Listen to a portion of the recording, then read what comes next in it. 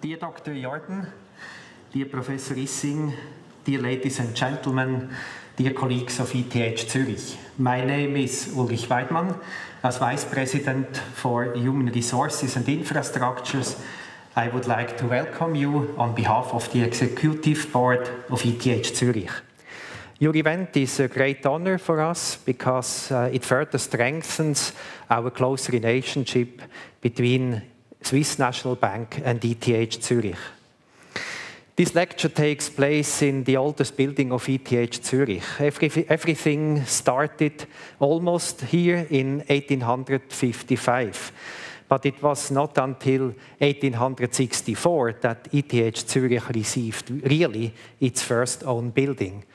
30 professors taught only 100 students at that time. Today we are around in 200 buildings. 550 professors are teaching 16,000 students. 4,000 doctoral students are doing high-level research. The Swiss National Bank, like ETH Zurich, is one of the longest established federal institutions. Our common task is to ensure essential public services for Switzerland's society and economy. In case of the Swiss National Bank, it's the national monetary policy, die monetäre Landesversorgung. ETH Zurich's duty is the national intellectual supply, die intellektuelle Landesversorgung. And both institutions have to balance between global perspective and national anchoring. ETH Zurich provides Switzerland with tertiary education in technology and natural sciences. The admission to almost every ETH degree is allowed with any recognized matura. Tuition fees continue to be in the middle range of Swiss universities, and our graduates are not in debt after completing their studies and can tackle their careers without being financially burdened. Many students get researchers and are doing research in a broad range of fields, such as natural sciences and mathematics, transfer-oriented research in engineering, or humanities, social and political sciences, as well as management and public governance. Research often leads to product ideas. Therefore, we established structured cooperation models with industry, especially with SMEs, and we set up about 25 spin-offs every year. ETH Zurich supports the Innovation Park Zurich in Dübendorf, as well as the location marketing organization Greater Zurich Area. The presence of ETH Zurich and University of Zurich is one of the most important reasons for the settlement of new companies in Zurich. In economic terms, every Swiss franc invested in ETH generates 5 times the value. Monetary and intellectual national supply apparently have to do with each other. Not surprisingly, there are various long-term cooperations between Swiss National Bank and ETH Zurich. And I would like just to mention 3 important examples. First, there is a long-standing and institutionalized cooperation with the KOF, Swiss Economic Institute, in the fields of economic forecasting and business tendency surveys. Second, 500 million banknotes worth 76 trillion of Swiss francs are in circulation. And the new series are equipped with the security technology DuraSafe of ETH Zurich.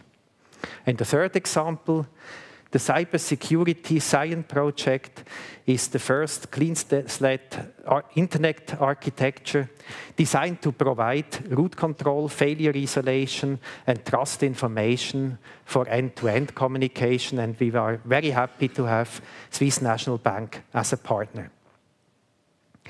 Technical innovations are based upon strong theories of natural sciences. Monetary policy is based upon strong economic theories. We as ETH are familiar with the first ones, but not so much with the second. This is why I'm looking especially forward to this event and to the distinguished lecture of Professor Otmar Issing. I wish you all a very insightful and inspiring evening, and I hand over to Dr. Jordan. Thank you very much for coming.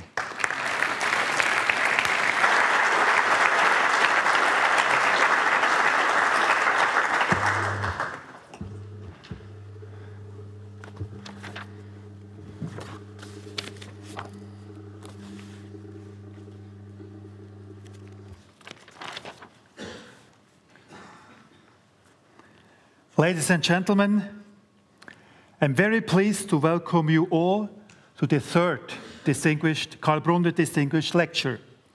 In this lecture series, the Swiss National Bank pays tribute to academics whose research is of particular relevance for central banking. This year, we are expressing our appreciation of an outstanding monetary policy theorist and practitioner, an independent mind, and a leading voice in economic affairs. From this description, you may doubt that I'm talking about just one person, but I am. That person is, of course, Otmar Issing. Professor Issing's life has been extraordinary and widely admired. His scholarly activities and policy-making contributions have been both impressive and mutually reinforcing. His publication list includes numerous articles in scientific journals and periodicals. His collected speeches and articles in the library of the Deutsche Bundesbank amount to 21 volumes of about 10,000 pages. His textbooks have shaped the understanding of monetary theory and policy of an entire generation of students, myself included. Well, there are many reasons for the SNB to honor Otmar Issing with this Karl Brunner lecture. Three stand out. First, his role as chief architect of the European Central Bank's monetary policy strategy. Second, his tireless commitment to price stability. And third, his significant influence on general economic debate. I shall discuss each of these during the rest of my welcome address. However, first allow me to recount a few stages in a career full of accomplishments. Otmar Issing was born on 27 March 1936 in the university town of Würzburg. At the age of 18, he enrolled for classical philology, the study of classical languages, but soon switched to economics. He earned his PhD in 1961 and received his habilitation in 1965. From 1967 to 1990, he was a professor of economics. In 1990, he joined the board of the Deutsche Bundesbank, and in 1998, he became a founding member of the executive board of the ECB and its first chief economist. Since 2006, he has been president of the Center for Financial Studies at the Goethe University in Frankfurt am Main. Ladies and gentlemen, let me now focus on the three attributes central to our decision to honor Otmar Issing with this lecture. I will begin with his role in the conception of the ECB's monetary policy strategy, his most important and enduring contribution to Europe's new monetary order. While chief economist of the Bundesbank, Otmar had written a paper claiming that a future European Central Bank should have a monetary target, essentially emulating what the Bundesbank had achieved. But when he arrived at the ECB, his thinking changed. He realized the risk of a monetary target in a totally new environment. Thus, a tailor-made strategy to achieve price stability was called for. It had to include both monetary and economic analysis, the ECB's famous two-pillar strategy. By explicitly taking into account the development of money and credit in its monetary policy strategy, the ECB was unique in the world of central banking. However, the ECB's monetary policy strategy was questioned by some academics. They favored inflation targeting. Otmar never shied away from his critics and their arguments. Consequently, he launched the ECB and its Watchers Conference. Academics, journalists, and market participants were invited. There were lively debates about the role of money in the ECB's strategy. In his last contribution to the ECB and its Watchers Conference in 2006, Otmar reviewed the active discussion about the role of money in the ECB's monetary policy strategy over the 8 previous years. Otmar reminded the audience how some had argued that the role of money was too large. For others, it was too small. Otmar pointed out that his typical response has been that it was just right. This reminds me of a scene in the film Amadeus. Mozart, Otmar's favorite composer, asked the emperor whether he likes his new piece, the abduction from the Seraglio. The emperor answers hesitantly that he does, but adds that occasionally the piece seems to have too many notes. I don't understand, Mozart replies. There are just as many notes, Majesty, as are required, neither more nor less.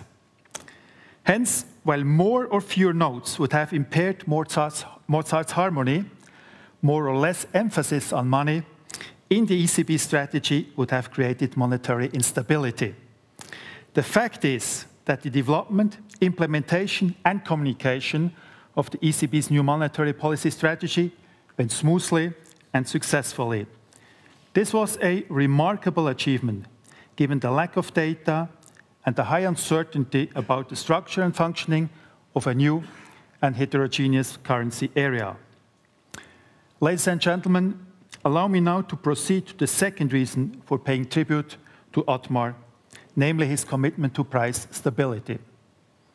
Reportedly, back in 1998, German Finance Minister Theo Weigel had to persuade Chancellor Helmut Kohl to appoint Otmar to the ECB board, despite his uncontested merits. At the time, Otmar was considered to be skeptical about the early starting date for monetary union. Ultimately, Weigel convinced the Chancellor that the appointment of Otmar Issing would help convince ordinary Germans that the future of the euro was in safe hands. In fact, at the ECB, Otmar continued his insistence on a policy oriented towards price stability in the medium term. Indeed, Otmar was convinced that a monetary policy that is geared towards steadiness and medium-term objectives reinforces the stability of the economic area. When Otmar left ECB in May 2006, at the end of his 8-year term, the ECB has gained a reputation for price stability, and the euro had established itself as the world's second most important currency. This leads me to the third reason for honoring Otmar today, which is his continued influence on general economic debate. To use a sporting analogy, while in his younger years, Otmar is said to have been an excellent sprinter, he's actually a marathon runner. He shows no signs of slowing down, and his voice is widely heard. One very important issue for him is central bank independence. He argues that central banks should be aware of what they can do and what is beyond their influence, and they should communicate this limitation to the public. If they promise more, what they can deliver, they will undermine their credibility.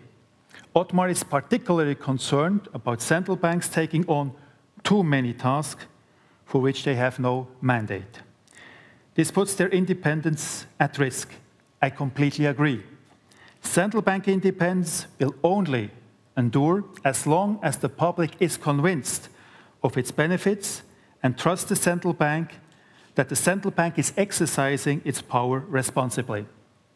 I'm certain that central bank independence is essential both for maintaining price stability and for ensuring stable and healthy economic growth. However, it is not a given. Rather, the support for central bank independence must continuously be earned anew. Today, Otmar will speak about central bank communication, another very important aspect of central banking. This has attracted a lot of attention in the literature over the last 2 decades. Who better to speak to us this evening on this topic than Otmar, with his extraordinary talent for communicating with an interesting general public. Ladies and gentlemen, please join me in welcoming Otmar Issing with a big round of applause. Otmar, the floor is yours.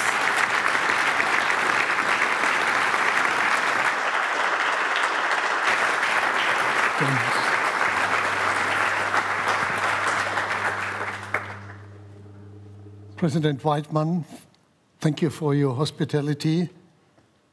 Governor Jordan, Thomas, this was a bit too much.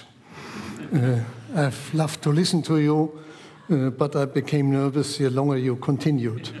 And when you mentioned inflation, I was reminded of the fact that once a representative from a foreign central bank came to my office at the ECB and presented a T-shirt with the inscription to the world's most famous inflation fighter. In times when central banks are trying to move inflation upwards, I've taken this shirt not anymore to show it in the public. So, being here, ladies and gentlemen, I am looking back to almost 30 years of good relations with representatives of the Swiss National Bank and their staff. But today, this is a special event. It is a privilege to give this lecture, which is devoted to the memory of Karl Brunner. His work, mostly in cooperation with late Alan Meltzer, had a great influence on the discussion on the monetary transmission process, the importance and limits of monetary policy. This is not the place to honor his seminal contributions, but I will note that monetary theory would be well advised to give new attention to the role of relative prices and portfolio considerations, which are missing in highly sophisticated, but at the same time simplistic models. It is striking that this groundbreaking research, which includes the work of James Tobin, is today widely ignored. Referring to the root of the 2008 financial crisis, Benjamin Friedman, in his contribution to the SNB Brunner Centennial 2016, remarked, I quote, "If the instincts of more macroeconomists had been channeled along the lines laid out in any of the early Brunner-Meltzer models, not only might these dangerous developments have attracted attention earlier, but the implications for economic policy might have been better understood." Quote, end. Under the leadership of its chairman, Thomas Jordan, the Swiss National Central Bank has strengthened its research links. The establishment of the annual Karl Brunner lecture honors an outstanding scholar of monetary theory and at the same time demonstrates the bank's affinity with the domain of research. It is, I can only repeat, a privilege to have been invited for this lecture, which started with 2 academics of the highest repute, namely Kenneth Rogoff and John Taylor. Following the organizers, be prepared a rather long speech, but nevertheless, if you miss arguments and aspects, I refer to the manuscript which will be published, which is much, much longer. I've met Karl Brunner at the constant seminars and some colleagues here from the same time, and had stimulating discussions with him. His respect for central bankers was, however, extremely limited, to say the least. At that time, I had not the slightest idea that years later I would become a member of this group. Here is his devastating statement, quote, "Central banking has been traditionally surrounded by a peculiar and protective political mystique. The political mystique of central banking was and still is to some extent, still today, widely expressed by an essentially metaphysical approach to monetary affairs and monetary policy making. The mystique thrives on a pervasive impression that central banking is an esoteric art." This was a wonderful time for central bankers, wasn't it, Thomas?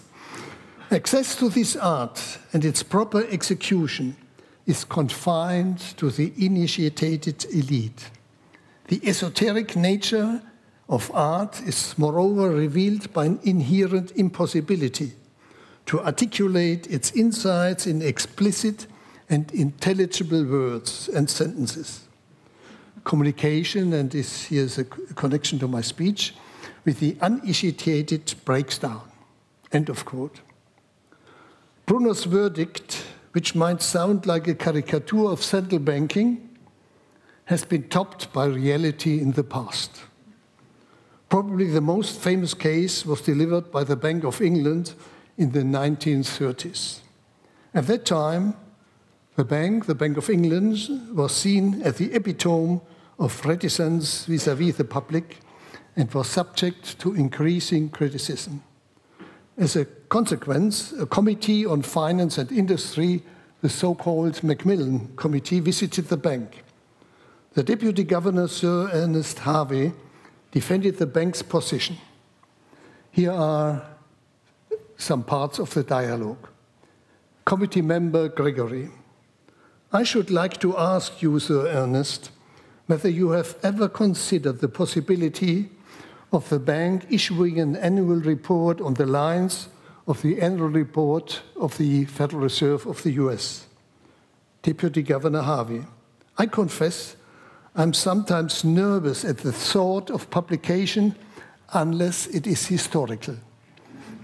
The question is whether, when it is merely historical, it is of any particular value, or whether from the fact that it is issued from the central bank, undue importance may be attributed to certain things that are stated, more important than perhaps they deserve."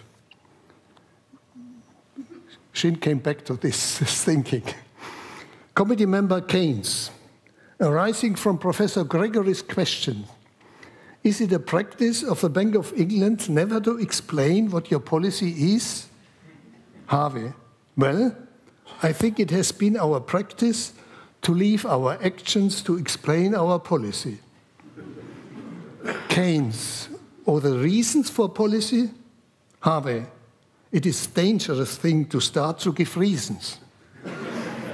Keynes: "Or to defend itself against criticism?" Harvey: "As regards criticism, I'm afraid, though the committee may not all agree, we do not admit there is a need for defense. To defend ourselves is somewhat akin to a lady starting to defend her virtue."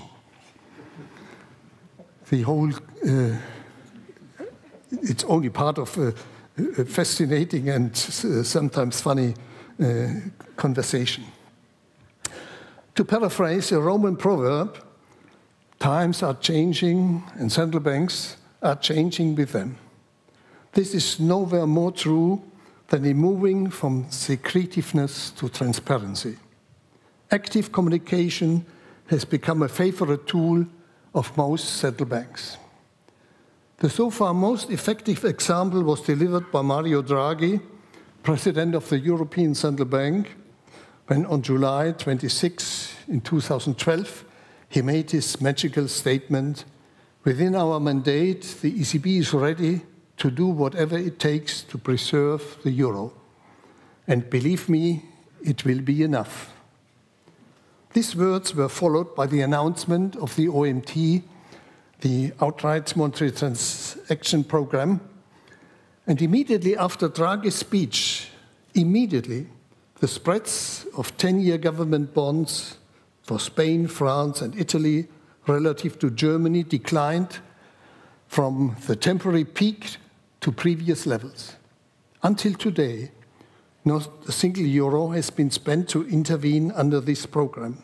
Words, communication alone did the work. Impressive as this case is, the fact that announcements of actions that may lie in the near or more distant future may have an immediate effect can be observed many, many times in the course of history. A remarkable historic example dates back to Roman times. In 67 before Christ, when pirates in the Mediterranean Sea posed an ever greater threat to the supply of grain, the Roman authorities assigned command to a huge naval force to Gnaeus Pompeius.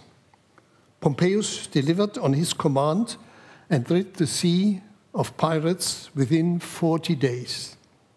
A year later, in his first political speech, De Imperio Gnei Pompei, Marcus Tullius Cicero remarked that on the same day that Pompeius was assigned this command, the price of grain fell suddenly from its highest level, thanks to the hope placed in this man, to a level that could hardly have been achieved through a long period of peace and outstanding crop fertility. This is an impressive historical example, and one can be sure there are many, many others, even in earlier times. Indeed, it is no coincidence that characterizations of communication strategy have started to use references to ancient Greece. Delphic and Odyssean communication are now followed by Aesopian forward guidance. Whatever the usefulness of such headlines may be, Cicero leaves no doubt in his speech that the basis for effective communication is credibility.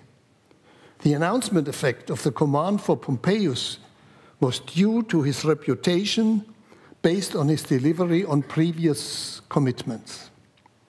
This aspect will be discussed later in detail. However, with all the progress and sophistication of communication in general, and by the central banks in particular, the importance of credibility should never be neglected. Central bank communication in general terms can be defined as any information provided by the central bank and its representatives to the public. This includes all fields in which the central bank has a responsibility or mandate. In this speech, financial stability and supervision are excluded. As a consequence, central bank communication is restricted to public information related to monetary policy, which encompasses information on the objective of monetary policy, the strategy, decisions taken, and the reasoning behind them, the economic outlook, and future policy decisions. The tools for conveying information have changed over time. In the past, movement of the governor's eyebrows or the size of Greenspan's famous briefcase were interpreted as signals of potential changes in monetary policy. This interest can be seen as a desire, a demand for the central bank to give some information at a time when it was restrictive in this regard. Seen from the perspective of the central bank, it just cannot escape giving information, deliberately or not, even when remaining absolutely silent. It is not possible to avoid communication, can be called the iron law of communication theory. The time of smoke signals is long behind us. Today, central banks use all means of communication, and many studies attempt to ascertain which tools are most effective.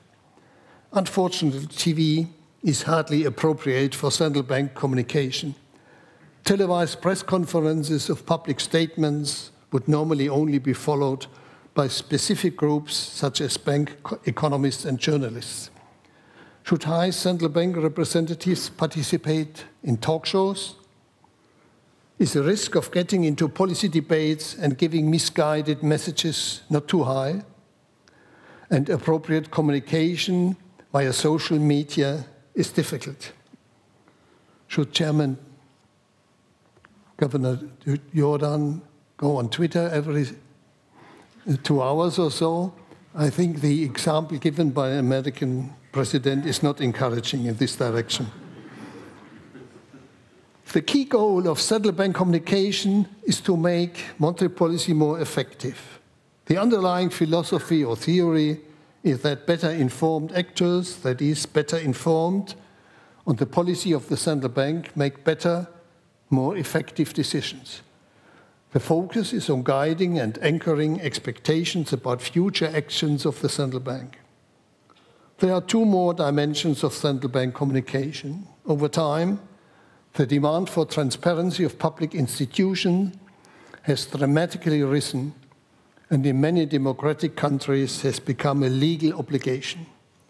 A logically distinct but interrelated aspect is accountability, which tends to correlate with the independence of the central bank. This triad raises the question of whether central bank communication with the goal of enhancing the effectiveness of monetary policy is coherent with the need to satisfy transparency and accountability. Or can conflicts between these 3 objectives of central bank communication arise? The development of central bank communication has been an evolutionary process, more driven by outside critics than intrinsic motivation. Central banks started with rather cautious actions and triggered a development towards further steps that was hard to control. A telling example is offered by the Fed, which, nowadays hard to believe, for a long time did not even make its monetary policy decisions public. An exception is the case of the ECB, which, as the youngest central bank of our time, started from scratch, had to adopt a modern communication strategy and set a precedent by introducing a regular press conference, starting with a live statement on the reasoning behind the decisions just taken. This has become a model more or less for the whole world. Overall, this was a process of learning by doing. Every step in this evolution was a kind of experiment, and central banks learn from the successes and failures of different communications tools. When reading these lines, I'm still proud of what we have achieved. And to be frank, I had to exert strong pressure on President Duisenberg to accept the idea that he should go after every month at that time to a press conference. He disliked it, to say the least. He says the least. But I said to him, Wim, if you don't do it, 11 national central bank governors will do it. And this will a cacophony. So by that he was convinced, and he really endured this challenge. Experience has shown how difficult it is to give the public all information in a way that is not only exhaustive, but also clear and comprehensible. Kahneman has revealed the limits of human information processing skills in his psychological research. The weighing of information greatly depends on its intuitive accessibility. In addition, information is generally simplified and categorized before it is collated. All major central banks have substantially extended their communication departments. Professional experts, in an attempt to elevate communication to a kind of applied science, are a common element of this approach. Such a development, which tries to take into account relevant research from psychology to advertising, is anything but surprising and might go even further. But I ask, can we be sure that such science-based communication will deliver better results in terms of the central bank's goal? Is there not a risk that such approaches, including the use of social media, might be perceived as attempts to manage expectations and perhaps even to manipulate a range of audiences. It might be worthwhile to consider past cases in which communication was seen as successful. Also, it violated almost all principles of modern central bank communication theory. An extreme example in this context is provided by Alan Greenspan. Consider his remarks at a Senate hearing in 1987, quote, "Since becoming a central banker, I have learned to mumble with great incoherence. If I seem unduly clear to you, you must have misunderstood what I said." Bob Woodward, the author of Maestro, also of the new book Fear, famous Washington journalist, in his book Maestro wrote, I quote, "Greenspan can subtly confound his audience. His congressional testimony is now believed on cable channels, is now televised on cable channels, and his statements count for meaning, but almost never does he surrender a soundbite. He does not provide a clear declaration about the condition of the economy or the likely direction of interest rates. His long, convoluted sentences seem to take away at the end what they have given at the beginning. As they flow to new levels of incomprehensibility. He uses what he calls constructive ambiguity. On the previous page of this book, the same author claims, I quote, "Greenspan's policy of expanding openness and transparency has done more than merely increase the Fed's accountability." The contradiction to the previous quote is so obvious. However, Woodward stresses that Greenspan has focused attention on the Fed and himself. His personal credibility was so outstanding that the general public, and I have experienced that very often, also to a wide extent academics and financial observers, did not criticize this ambiguity, but saw it more or less as an outstanding example of supporting trust in the person and the institution which he represented.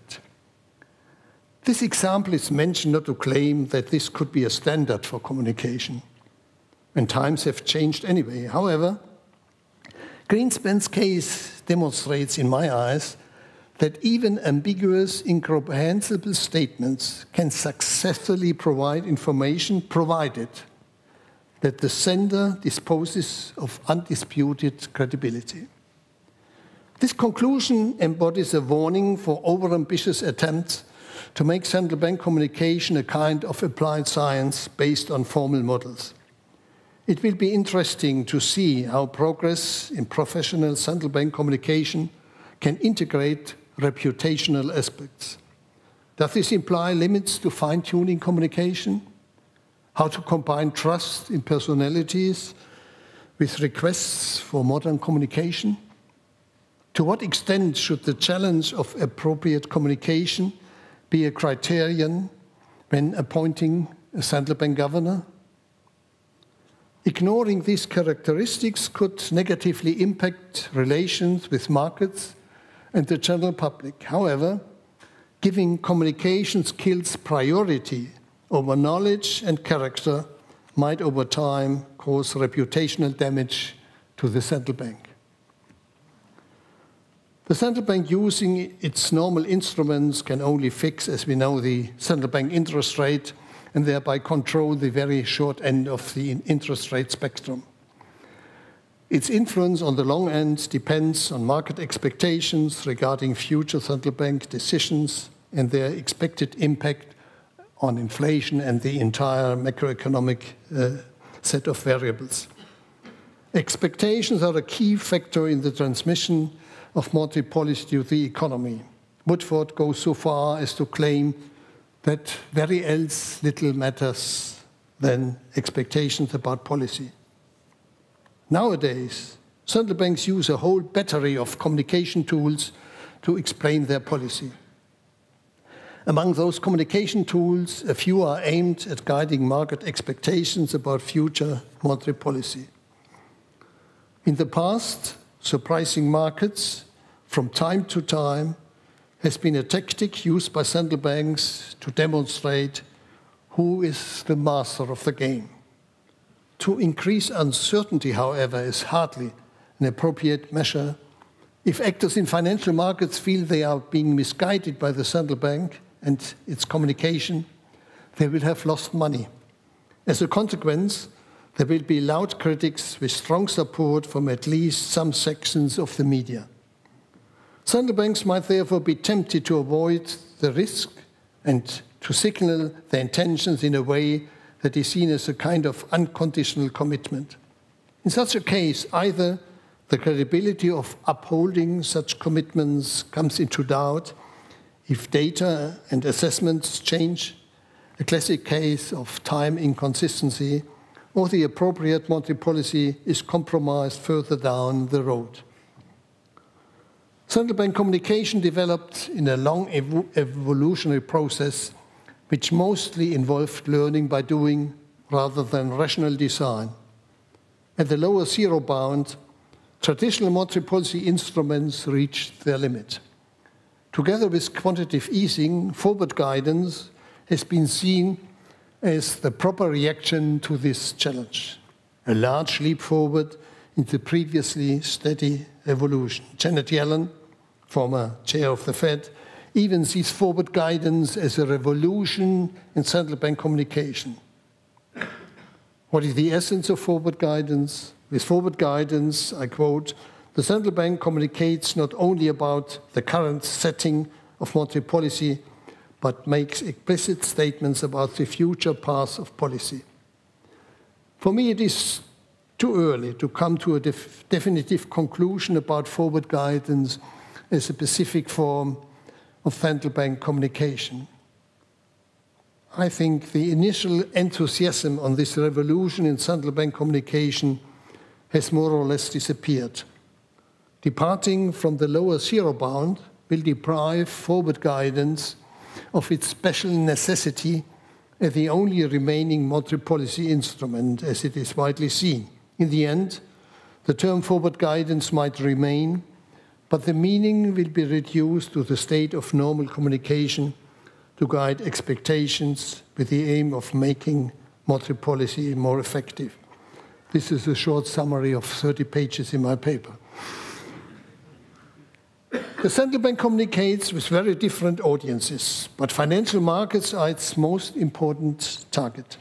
The basic intention is to influence via communication market expectations that monetary policy can be made more effective.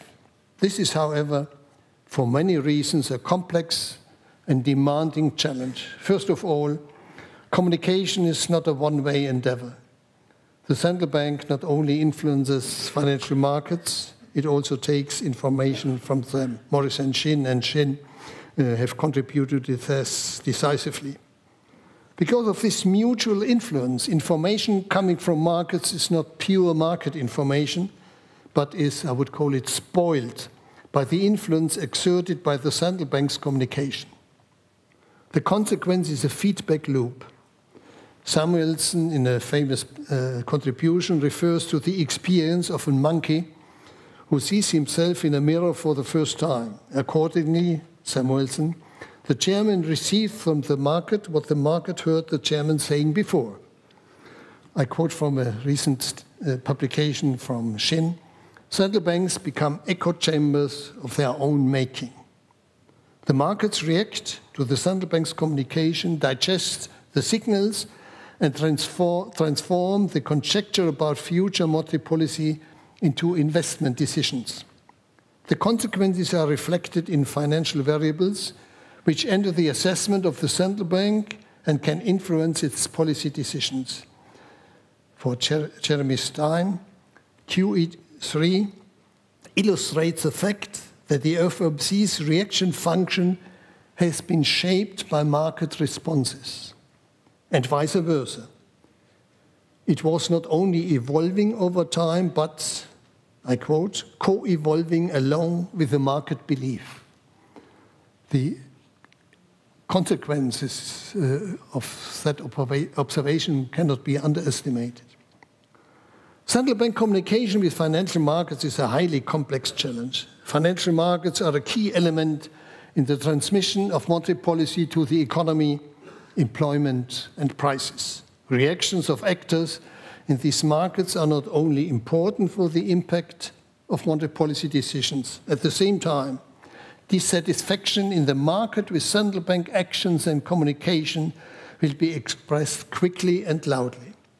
As a consequence of these interactions, there's a temptation, if not tendency, for central banks to give financial markets more weight than might be appropriate. Alan Blinder's warning of 1998 is today more relevant than ever. I quote, "Following the markets too closely may lead the central bank to inherit precisely the short-term horizon that central bank independence is meant to prevent. There is no more reason for central bankers to take their marching orders from bond traders than to take their orders from politicians." Like all institutions in a democracy, although to a different degree, central banks are accountable.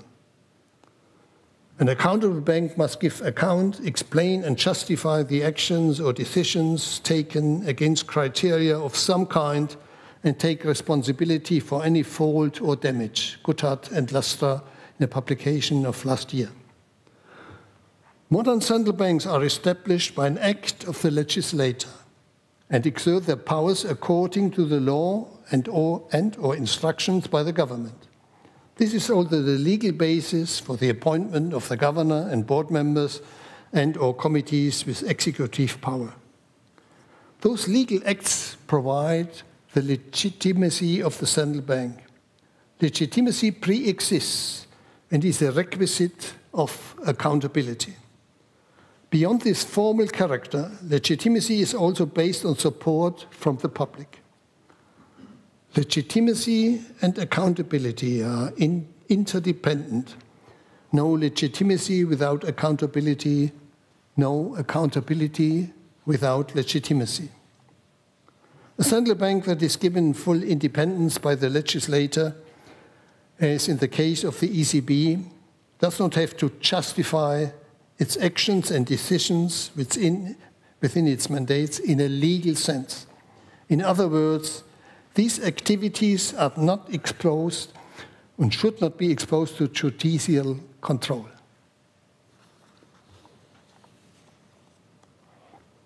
A central bank can substantially increase the threat for independence by expanding its own interpretation of its task, objectives, and/or competence. I quote, "The question of excessive reach, that is, whether central banks have abrogated to themselves powers which are not in the mandate, and the legal interpretation of whether the central bank is abiding by the mandate or exceeding its powers, are fundamental issues in a democratic system." Same publication, Gotthard and Lastra. In this context, the ECB is a very special case, which unfolded in the course of the Eurozone crisis in 2010, when the ECB embarked on a political exercise by buying government bonds of countries selectively that otherwise might have been exposed to substantial increases of interest rates on their long-term bonds. These selective interventions in the bond market were aimed at solving or at least mitigating problems of some countries and raised questions over whether these activities of the ECB may have violated the prohibition of monetary financing of sovereign budgets, which is enshrined in the treaty. This issue became even more relevant after President Draghi made his, I mentioned it already, famous statement, we will do whatever we are ready to do whatever it takes to preserve the euro. The following announcement of the outright monetary transactions program specified what the ECB would do in the case of a future severe crisis. This is certainly not the place for a thorough discussion of this complex case. only two short remarks.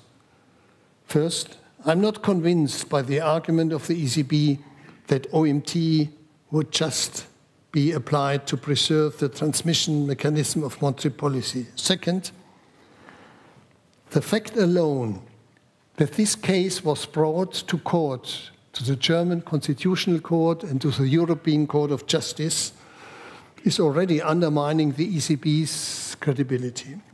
And to be blunt, if you read the decision by the European Court of Justice, the arguments used by the judges are economically, I put it mildly, rather odd. Transparency, as I mentioned, is another goal of central bank communication. The call for transparency concerns all public institutions in a democracy. Central banks cannot be generally exempted from such duties, although confidentiality and professional secrecy mark some limits due to the special responsibility of central banks. The credibility of central bank is based on transparency in general and on its information policy in particular. Credibility of the latter rests on honesty in providing information. The ECB, reporting from my personal experience, delivers an instructive example of the fundamental difficulties that may arise in this context. The decision on the appointment of members of the executive board and the decision that 11 countries would form the euro area were taken just a few weeks before the ECB was established on the 1st of June in 1998. Only 7 months later, we were left to prepare for the launch of the euro, a strategy, the operational framework, communication tools, etc. The lack of data on the euro area was tremendous. Having been responsible for the Department of Economics and Research, I still remember those days when I received, besides monetary accuracies, practically no relevant data on the overall picture of what would become the euro area. The area for which we would take over monetary policy responsibility in January next year. Data on unemployment, for example, were aggregated by Eurostat on the basis of information coming from individual member states that applied very different methods, time lags, etc., from 3 months to 9 months. And I got just one aggregate figure for unemployment in the euro area. And this is just one example. On top of the lack of current information, no time series existed to judge new data against the experiences of the past. Models for the euro area still had to be developed. Any forecast was exposed to extreme uncertainty. The introduction of a new currency, the move from national currencies to the euro, was an example of an extreme regime shift, which might imply a breakdown of structural relations, as discussed by Lucas in 1976. Overall, the ECB was confronted with uncertainty of all kinds: data, parameters, models. Under these circumstances, how can transparency be achieved through clarity of information?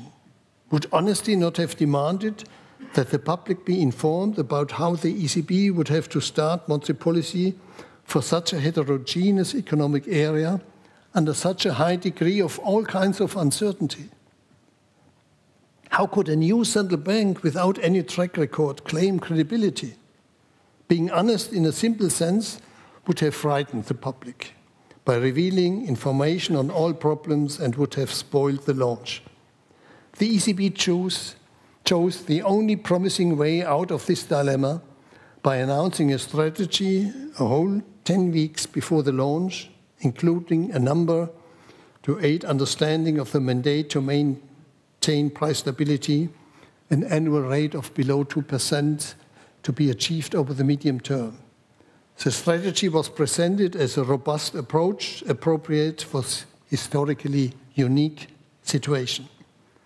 Judged by the result, by the successful launch of the euro and the takeover of monetary policy, the ECB's communication was successful. Remembering Deputy Governor Harvey's answer, what sounds so silly reading it, listening it at first place, with a second eye, gives some different views. He said, "We leave our actions to explain our policy. Central bank transparency has come a long way. Central banks were mainly driven by demand, as I mentioned, for more transparency, including legal requirements. Does this one-way development end in unlimited transparency? Central banks inform on their decisions, the strategy and the reasons behind, etc. The request for minutes includes information on voting, etc. Thinking ahead, unlimited transparency should end in regular live TV broadcasts of council meetings, etc., etc. There are obvious objections to such transparency.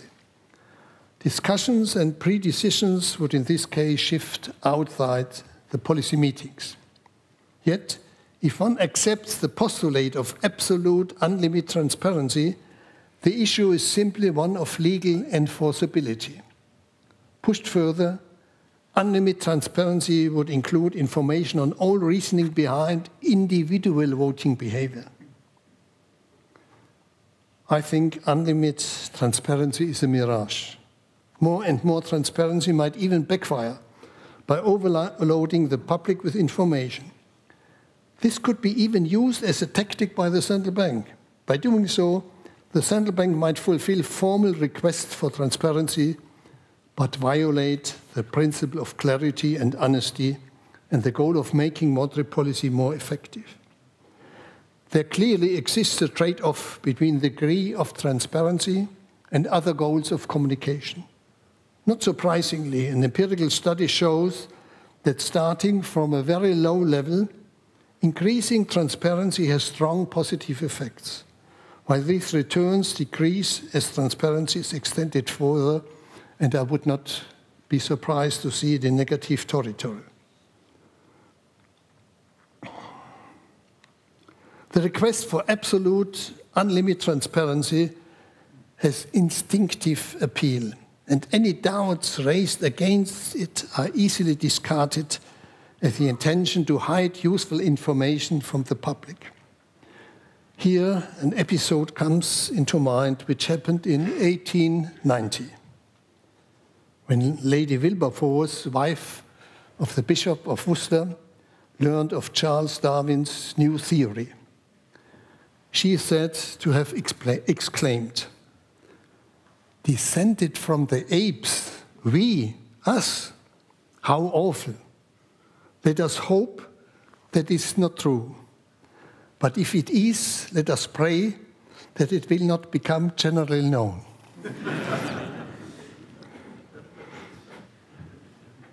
On the other hand, unlimited transparency remains a mirage, and the path heading in this direction gives rise to many negative side effects. Transparency as a concept, as a moral and legal obligation, must not be seen in isolation. The demand for full transparency is a general phenomenon that addresses all activities in a society. A friend of mine, a doctor of medicine, made me aware of the following. Doctors are a special target of this request for absolute transparency. Mayo, for example, a surgeon, complains about a transparency dictate for surgeons, which does, in his assessment, not lead to better surgery, but to strong investment of energy on communication to the outside, and the endeavor to optimize the impression on the public. He concludes that these efforts are very time-consuming and take away the time which is needed for preparation of surgery, etc.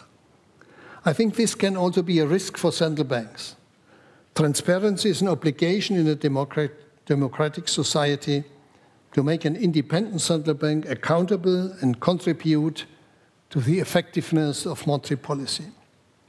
It is impossible to draw a fixed line for the implicit trade-off. However, the dynamics of demands for more transparency are such that it would be hard to go back once it turns out that certain measures of transparency have gone too far. Let me conclude. Central bank communication has gone a long way from close to zero information to a high degree of transparency and accountability, from a kind of amateurish adhockery to professionalism. And this will be not the end of the story. New media, for example, might bring a major change, the effect of which cannot be predicted. In politics, governments frequently claim, our policy is good, but communication failed to make this success understood by the public, the voters. There is a risk that central banks, in the same sense, regard communication as a priority.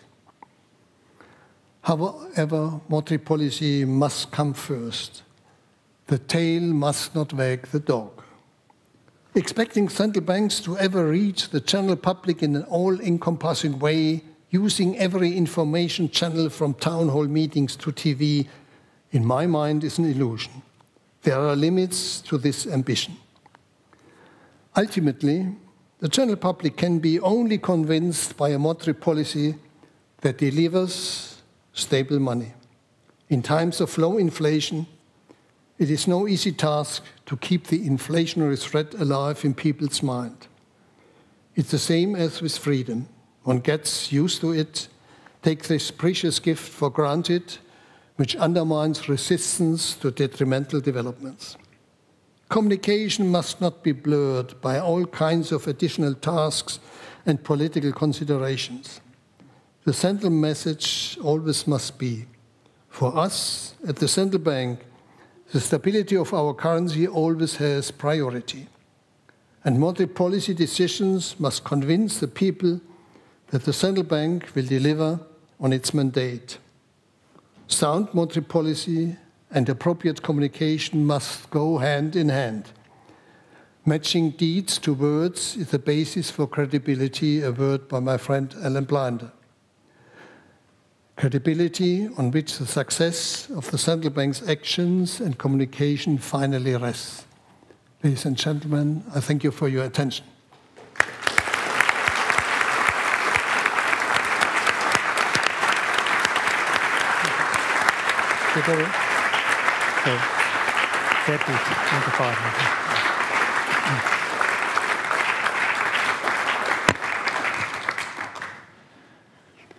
Well, thank you, Otmar, for this really brilliant lecture. I think we have all learned again about the importance of the communication, about transparency, and it's not only about all communication, but about optimal communication and optimal transparency. So thank you very much, and you fulfilled all the expectations. It was really a brilliant lecture, and we are now looking forward, Otmar, to having a few minutes with you time to do some question and answers. Thank you very much.